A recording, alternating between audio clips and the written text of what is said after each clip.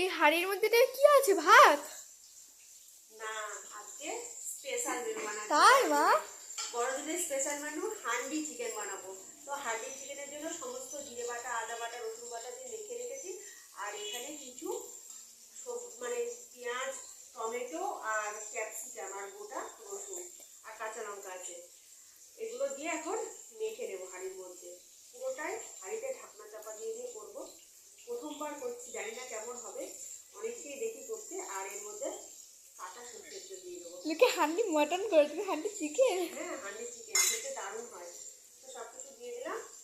মাটির হাঁড়িতে করলে বেশি ভালো হতো। ভালো করে মেখে নেবো। মাটির হাঁড়িতে করলে মেখে আধ ঘন্টা মতো রেখে দেবো ঢাকা চাপা দিয়ে। তারপরে রান্নাটা শুরু করবো। মাটির হাঁড়ি হলে একটু বেশি ভালো হতো না? হ্যাঁ, মাটির হাঁড়ি পেলে ভালো হতো। কি করবো, মাটির হাঁড়ি না থাকলে আর কি করবো? এই বাড়ির রান্নার হাঁড়িতেই রান্না